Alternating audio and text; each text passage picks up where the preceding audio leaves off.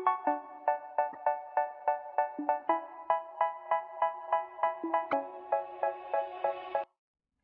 Guys, कैसे हो आप सभी। लॉकडाउन का वक्त चल रहा है, सब तो अभी घर में ही बंद होंगे। तो welcome to loser study channel. और आज हम लोग, ये सेकंड पार्ट है। फर्स्ट वीडियो अगर आपने नहीं देखा है तो print culture and the modern world का फर्स्ट वीडियो मैंने लिंक डिस्क्रिप्शन में दे दिया है, आप उस वीडियो को पहले जाकर देखें। ये बहुत इंपॉर्टेंट है, उससे कंसेप्ट क्लियर होगा इसका, वो दोनों रिलेटेड है। इसीलिए तो आज का हमारा टॉपिक है प्रिंट इन यूरोप। तो मैंने जैसा कि पहले बताया था कि चाइना ने पूरे वर्ल्ड को क्या क्या दिया है, तो पेपर और मैंने प्रिंट बता चुका था, सिल्क और स्पाइसेस भी इसमें आता है। अब बढ़ते हैं कि प्रिंट यूरोप में आया कब था। प्रिंट यूरोप में आया था 1295 एडी में। और कौन लाया था? एक इटालियन ट्रैवलर थे, मार्को पोलो, वो प्रिंट लाए थे। मैंने ये पीछे भी बताया था आपको पिछले वीडियो में कि मार्को पोलो एक इटालियन ट्रैवलर थे जिन्होंने प्रिंट को यूरोप में लाया था, ठीक है। और वो कौन सा मेथड पहले लाए थे? वुडन ब्लॉक, क्योंकि उस समय यही मेथड इन्वेंटेड था जिसको एकॉर्डियन मेथड भी कहते हैं। तो उस समय हुआ क्या था, जब प्रिंट यूरोप में आया था तो बुक्स की जो डिमांड्स थी वो बढ़ रही थी। और क्या था, बुक फेयर हेल्ड हुए थे, मेला। अभी तो आप लोग मेला बहुत मिस कर रहे होंगे, लॉकडाउन का टाइम चल रहा है, अभी तो दूर दूर तक मेला का कोई सवाल ही नहीं है। तो उस समय बुक फेयर भी होने लगे थे। और फिर हैंड रिटन मैन्यूस्क्रिप्ट भी छपने लगे थे, हाथ से लिखा हुआ, हस्तलिखित जिसको बोलते हैं शुद्ध हिंदी में। अब शुद्ध हिंदी की तरफ नहीं बढ़ते हैं, अपना इंग्लिश ही सही है। तो हस्तलिखित मैन्यूस्क्रिप्ट जो थे वो छपने लगे थे। और फिर एक बुक सेलर के पास अब एक समय आ गया कि बुक का इतना डिमांड बढ़ गया कि एक बुक सेलर अकेले खुद नहीं बेच पाता था बुक, तो वो 50 to 60 स्क्राइब्स रखते थे, मतलब बुक जो डॉक्यूमेंट कॉपी करते हैं उसको रखते थे और वो वहां से बेचते थे। तो ये भी हुआ था। तो ये क्वेश्चन पूछ सकता है कि यूरोप में प्रिंट आने के बाद क्या क्या इफेक्ट पड़ा था। तो ये सब है इसका, ये भी इंपॉर्टेंट क्वेश्चन हो सकता है। अब बढ़ते हैं कि मैन्यूस्क्रिप्ट जो मैंने यहाँ बताया था, ये मैन्यूस्क्रिप्ट, इससे कुछ प्रॉब्लम्स फेस हुए थे।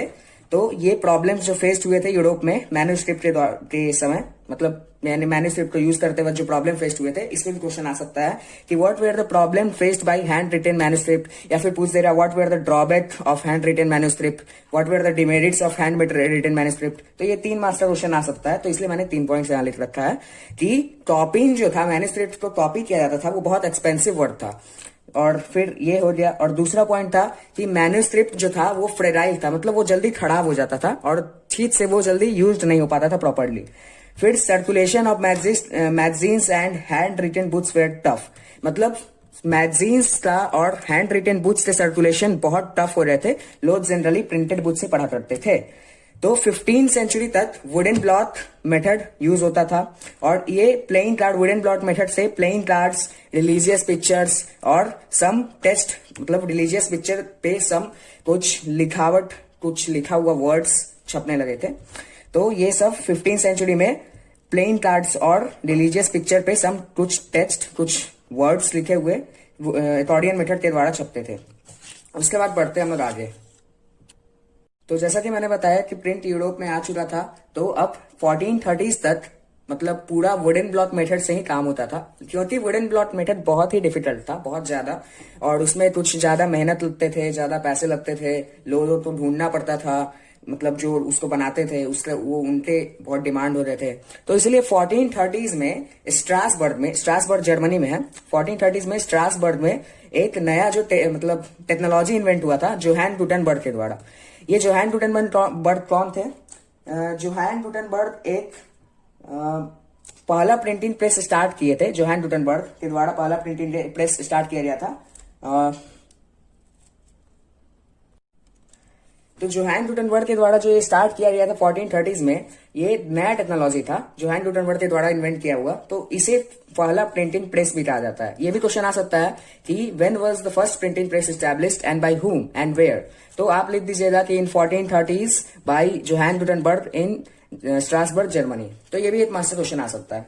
आगे बढ़ते हैं। और अब सवाल आता है कि जोहान गुटेनबर्ग थे कौन? तो जोहान गुटेनबर्ग एक सन ऑफ मर्चेंट, मतलब मर्चेंट के एक व्यापारी के बेटे थे। तो ये सब वो नया टेक्नोलॉजी, बात आता है कि वो नया टेक्नोलॉजी सीखे कैसे।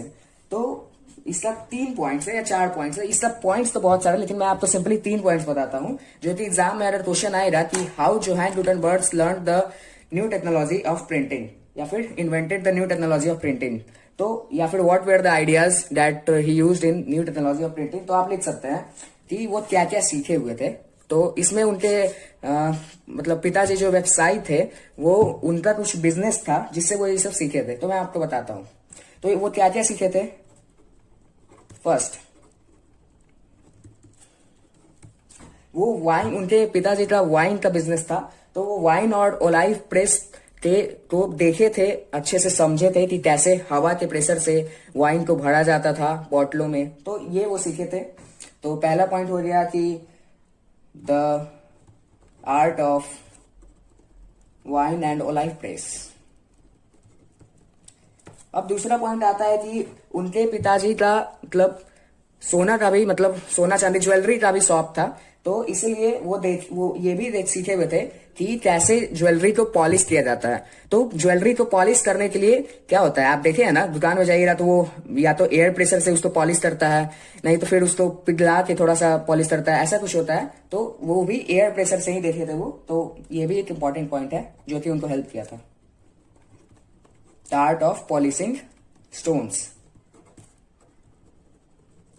अब तीसरा पॉइंट की तरफ बढ़ते हैं। तो तीसरे पॉइंट में ये है कि वो मतलब किसी भी चीज को मोल्ड करना, पिघलाना का आर्ट भी सीखे थे।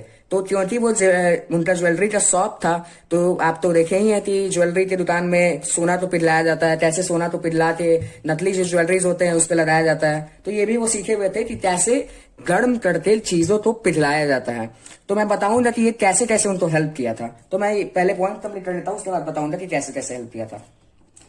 He also learned the art of molding।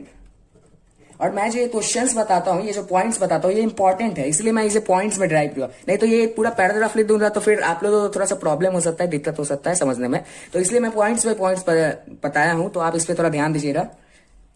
The art of moulding lead. Lead मतलब शीशा, ज्वेलरी जो होता है नकली, नकली तो जानते ही हैं, अब फैशन है आज का, नकली कोई भी 5 रुपए का अंगूठी खरीद लेता है, बोलता है डायमंड है, तो हम लोग उस पर नहीं जाएंगे। तो अब हम बताते हैं कि ये कैसे कैसे हेल्प किया था।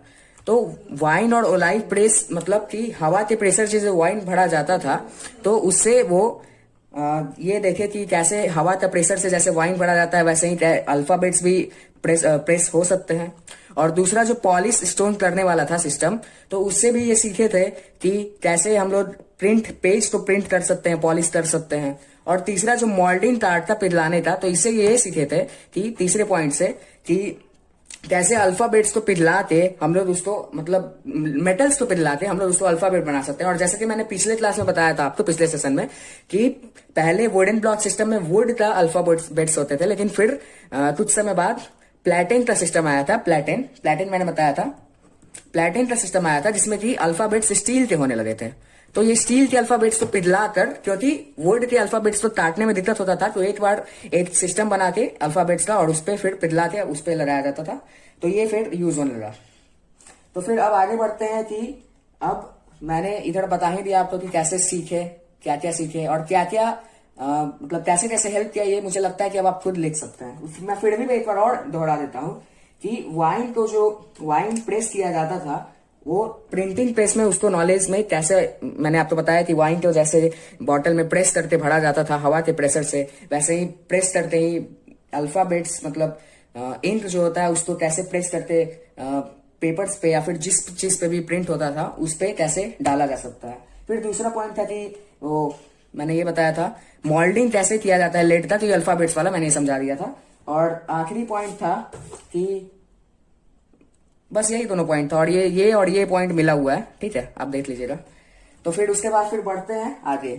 तो ये जो मैंने बताया कि 1430s में इनका टेक्नोलॉजी इन्वेंट हुआ था, लेकिन ये इन्वेंट हुआ था, परफेक्ट नहीं था ये टेक्नोलॉजी, इसमें कुछ अभी भी फॉल्ट्स थे, डिमेरिट्स थे, जिसको और बेहतर किया जा सकता था। तो 1430s में ये आया था, लेकिन 1448 में ये पूरा परफेक्ट हो गया था, बिल्कुल परफेक्ट। गुटेनबर्ग के द्वारा इसे परफेक्ट कर दिया गया था। और फिर पहला बाइबल का कॉपी छपा था, पहला फर्स्ट बाइबल का कॉपी 1448 में छपा था। फर्स्ट बाइबल का कॉपी छपा था 1448 में यूरोप में। ये भी एक क्वेश्चन आ सकता है कि पहला बाइबल का कॉपी कहाँ छपा था, कब छपा था यूरोप में, तो ये आप लिख सकते हैं, ठीक है। ये 8 मार्क्स का क्वेश्चन आ सकता है। अब आगे बढ़ते हैं। तो बाइबल का जब स्टार्टिंग पहला कॉपी छपा, उसके बाद लगातार 3 साल में 180 बाइबल का कॉपी छप गया था। बाइबल का 180 कॉपी।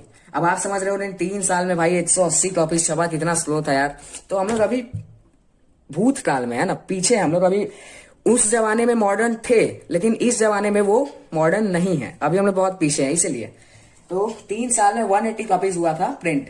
तो कोई ये नहीं पूछेगा कि 1 साल में कितना कॉपीज हुआ था, 2 साल में कितना कॉपीज हुआ था, वो सीधा कोई पूछेगा 3 साल में कितना कॉपीज हुआ था, ठीक है। ये भी 8 मार्क्स का क्वेश्चन आ सकता है कि 3 साल में या फिर कितने समय में कितना बाइबल का कॉपी छपा था गुटेनबर्ग के द्वारा। तो फिर आगे बढ़ते हैं।